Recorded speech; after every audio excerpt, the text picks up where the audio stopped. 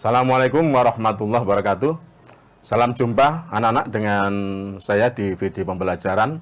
Saya guru PPKN dari SMP 1 Negeri 1 Mojoagung, nama Farhan Nurul Islam. Baik, saya nanti dalam video ini akan memberikan materi kelas 7 bab 1 dengan pokok bahasan proses perumusan Pancasila dan penetapannya sebagai dasar negara dengan submateri sejarah perumusan Pancasila dan penetapannya sebagai dasar negara. Baik, untuk itu akan saya sampaikan beberapa materi sebagai berikut. Materi ini akan saya bagi menjadi 4 bagian. Ya. Pertama, masalah latar belakang atau sejarah pertumbuhan atau proses perumusan Pancasila. Kemudian yang kedua adalah berdirinya BPUPKI. Dan yang ketiga, proses perumusan dan penetapan Pancasila itu sendiri. Sedangkan yang keempat adalah kesimpulan. Baik, untuk materi berikutnya kita mulai dari latar belakang perumusan Pancasila atau juga dikenal dengan sejarah perumusan Pancasila. Jadi Pancasila ini perumusannya bisa dikatakan dimulai dengan terjadinya banyaknya kekalahan tentara Jepang dari tentara Sekutu ya, pada Perang Pasifik atau Perang Asia Timur Raya, di mana Jepang banyak mengalami kekalahan di beberapa daerah kekuasaannya dan semakin terdesak. Sehingga dengan itu maka Perdana Menteri Jepang, Jenderal Kuniaki Koiso pada tanggal 7 September 1944 mengumumkan bahwa Indonesia akan dimerdekakan kelak sesudah tercapai kemenangan akhir dalam Perang Asia Timur Raya. Dengan cara itu Jepang berharap mendapatkan bantuan kekuatan ya, dari bangsa Indonesia untuk menghadapi tentara Sekutu. Kemudian sebab yang kedua, adanya Jepang ingin menarik simpatik dari bangsa Indonesia, dan untuk meyakinkan bangsa Indonesia maka pada tanggal 1 Maret 1945 pimpinan pemerintah pendudukan militer Jepang di Jawa yaitu Jenderal Kumakichi Harada mengumumkan dibentuknya suatu badan khusus yang bertugas menyelidiki usaha-usaha persiapan kemerdekaan Indonesia yang kemudian dinamakan dengan BPUPKI, singkatan dari Badan Penyelidik Usaha-Usaha Persiapan Kemerdekaan Indonesia. Atau dalam bahasa Jepangnya berarti Dokuritsu Jumbe Kosakai. Nah, ini adalah gambar yang menunjukkan terdesaknya tentara Jepang dari tentara Sekutu. Ini terjadi di mana-mana. Kemudian ini adalah dokumentasi penandatanganan kekalahan tentara Jepang kepada Sekutu. Ya. Baik, untuk berikutnya, materi berikutnya kita sampai pada berdirinya BPUPKI ya, pada tanggal 1 Maret. Ya. Jadi pada tanggal 1 Maret ini untuk lebih meyakinkan pada bangsa Indonesia, Jepang mengumumkan akan berdirikannya BPUPKI, Badan Penyelidik Usaha-Usaha Persiapan Kemerdekaan Indonesia. Untuk itu, pada tanggal 29 April dilakukanlah pengumuman keanggotaan BPUPKI yang terdiri atas 67 orang, ya, 60 dari bangsa Indonesia dan 7 dari bangsa Jepang. BPUPKI ini diketahui oleh Dr. Rajiman Widyodiningrat sebagai ketuanya, wakilnya adalah Rajen Panji Suroso, dan dari perwakilan dari pihak Jepang Ingi Bangase. Ya. Dan pada tanggal 28 Mei 1945, BPUPKI diresmikan ya, oleh pemerintah Jepang di gedung Chuosangi-in yang sekarang dinamakan dengan gedung Pancasila. Dalam masa bahasa Belanda, gedung ini dinamakan Volksraad yang berarti gedung lembaga perwakilan rakyat. Nah, ini adalah gambar Gedung Pancasila yang sekarang letaknya ada di Jalan Pejambon nomor 6 di Jakarta. Mungkin suatu saat nanti kita akan bisa pergi ke sana. Ya. Untuk berikutnya, sudah kita mulai pada proses perumusan dan penetapan Pancasila itu sendiri. Ya.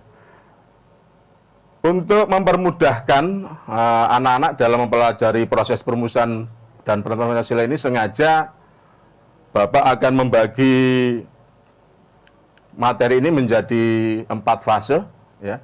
Fase yang pertama yaitu fase sidang BPUPKI yang pertama, yaitu tanggal 29 Mei sampai dengan 1 Juni 1945. Kemudian fase kedua yaitu masa reses. Masa reses ini adalah masa istirahat antara sidang BPUPKI yang pertama dan yang kedua.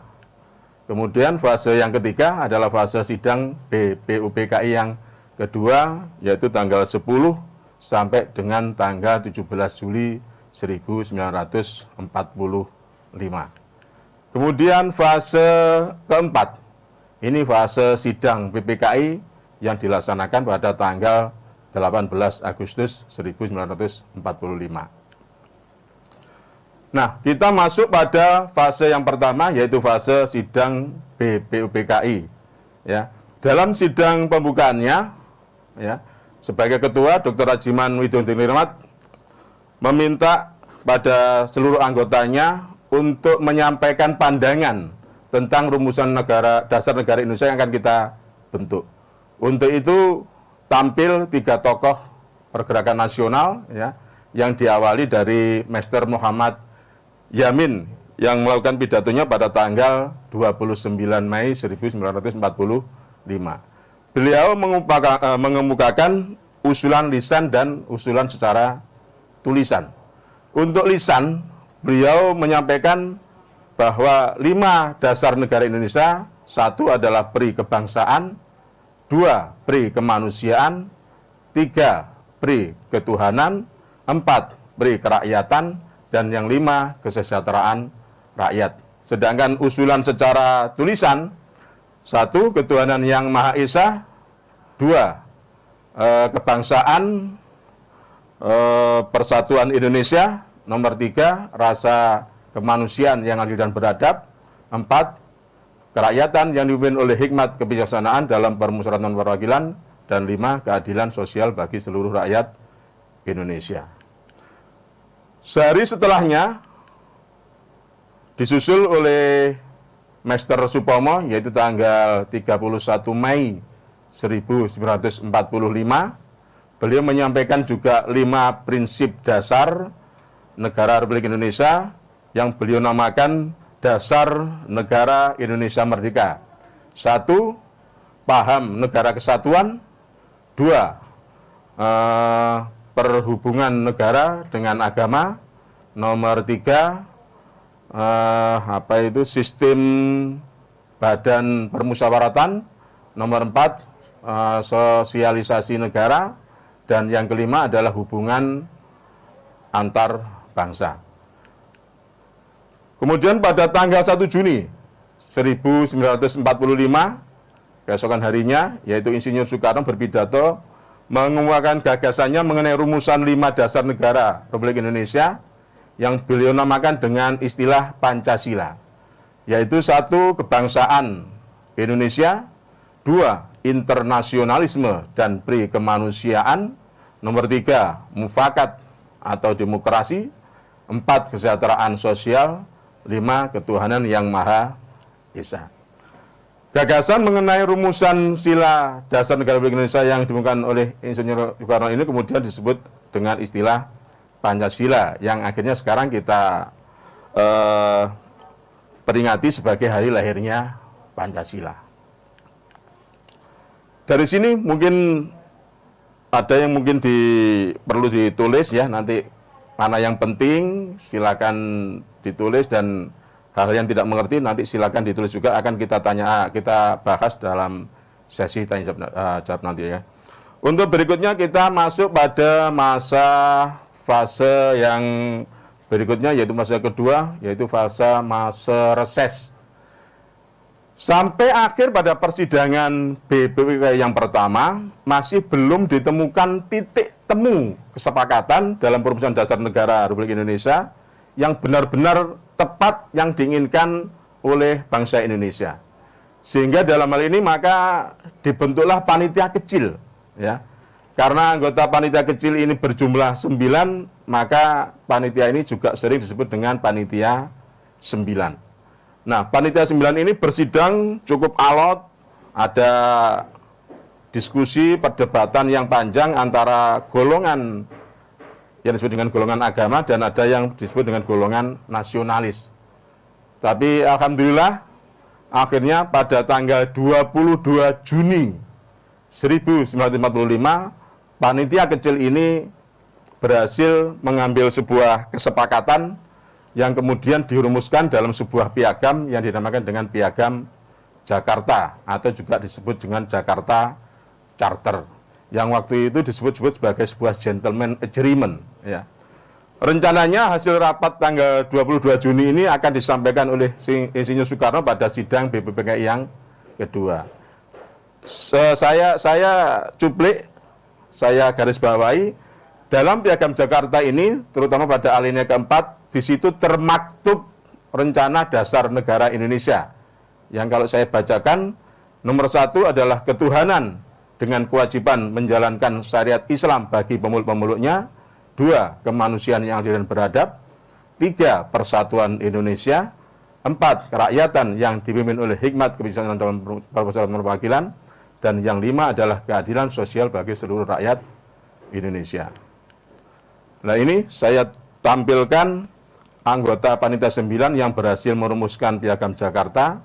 Ketuanya adalah Insinyur Soekarno, kemudian wakilnya adalah Dr. Andes Muhammad Hatta, dengan anggota Master A.A. Maramis, ini dari perwakilan Indonesia bagian timur, kemudian Abdul Kahar Muzakar, Muzakar ini juga perwakilan dari kelompok Islam, kemudian Abi Kusno Corokoro Suyoso, Haji Agus Salim, Master Ahmad Subarjo, Master Muhammad Jamin, dan yang terakhir ini adalah Kiai Haji Wahid Hasim, perwakilan dari Jawa Timur, khususnya adalah Jombang. Jadi kita harus bangga punya putra terbaik Jombang yang masuk dalam anggota panitia 9. Artinya beliau adalah termasuk founding father atau pendiri negara Indonesia.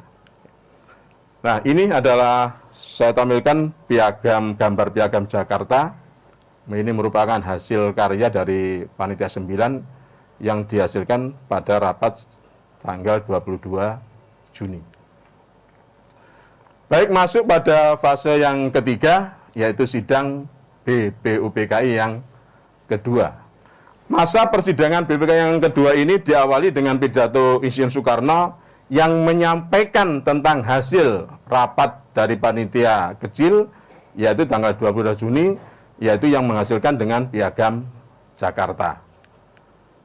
Nah, ini yang saya sampaikan tadi, dalam Piagam Jakarta ini, pada alinea keempat, termaktub dasar negara Indonesia, yang sila pertamanya adalah ketuhanan dengan kewajiban menjalankan syariat Islam bagi pemeluknya. Ya. Kemudian pada persidangan BPU yang kedua ini, anggota BPUPKI dibagi dalam panitia-panitia kecil. Ya, yang pertama adalah panitia perancang Undang-Undang Dasar. Ini diketuai oleh Insinyur Soekarno. Kemudian panitia ekonomi dan keuangan. Ini ketuanya adalah Dr. Andes Muhammad Hatta. Dan panitia pembelaan tanah air, ketuanya adalah Raden Abi Kusno Cokro Suyoso. Fase yang keempat, ya, fase terakhir adalah sidang BPKI yang terjadi tanggal 18 Agustus 1945. Jadi pada tanggal 7 Agustus 1945 BPUPKI dibubarkan karena dianggap telah berhasil menjalankan tugasnya dengan baik, yaitu menyusun rancangan Undang-Undang Dasar bagi negara Indonesia yang merdeka. Kemudian hasilnya ditindaklanjuti oleh BPKI yang dibentuk setelah itu. Jadi BPKI ini dilantik pada tanggal 9 Agustus 1945 di Saigon, Vietnam. Jadi setelah PPUKI dibubarkan pada tanggal 7 Agustus, baru dibentuk PPKI yang fungsinya adalah untuk melanjutkan ya, dan menindaklanjuti hasil kerja dari BPUPKI. Setelah satu hari dilakukan proklamasi, yaitu tanggal 17 Agustus 1945, sehari setelahnya tanggal 18 Agustus 1945, PPKI bersidang yang pertama kali dan menghasilkan salah satu putusan yang sangat penting, yaitu disahkannya dan ditetapkannya Undang-Undang Dasar Negara Republik Indonesia yang di dalamnya termaktub Dasar Negara Indonesia, yaitu Pancasila. Nah, ini adalah Pancasila yang termaktub dalam pembukaan Undang-Undang Dasar yang disahkan pada tanggal 18 Agustus. Ini yang perlu anak-anak ketahui, 15 menit atau sesaat sebelum sidang PKI yang pertama itu terjadi kesepakatan yang luar biasa ya antara golongan agama dan golongan nasionalis, yaitu adanya kesepakatan bahwa 7 kata dalam sila pertama, yaitu kewajiban menjalankan syariat Islam bagi pemeluknya, dihapus dan diganti menjadi ketuhanan yang Maha Esa. Ini demi apa? Demi persatuan dan kesatuan bangsa Indonesia. Jadi kalau saya bacakan secara lengkap sila yang termaktub dalam pembukaan Undang-Undang Dasar 45 yang disahkan pada tanggal 18 Agustus 45 adalah 1. Ketuhanan yang Maha Esa, 2. Kemanusiaan yang adil dan beradab, 3. Persatuan Indonesia, 4. Kerakyatan yang dipimpin oleh hikmat kebijaksanaan dalam permusyawaratan perwakilan, dan 5. Keadilan sosial bagi seluruh rakyat Indonesia. Nah, itulah proses, jadi sejarah proses perumusan Pancasila sekaligus penetapannya yang saya sampaikan pada kali ini. Baik, sebagai kesimpulannya bisa kita bacakan bersama-sama bahwa BPUPKI dalam sidang resminya, yaitu tanggal 29 sampai 1 Juni, kemudian dilanjutkan sidang yang kedua pada tanggal 10 Juli sampai 17 Juli, ditambah dengan sidang tidak resmi, berhasil merumuskan Dasar Negara Pancasila. Ya. Dan semuanya itu berhasil dengan baik, dan alhamdulillah sampai sekarang Pancasila masih dilaksanakan dan berlaku di Indonesia.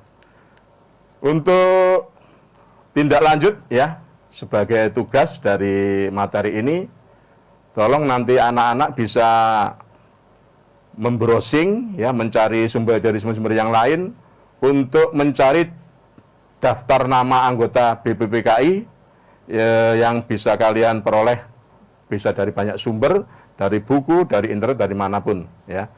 Terima kasih. Wassalam dari saya, sampai jumpa, tetap semangat. Assalamualaikum warahmatullahi wabarakatuh.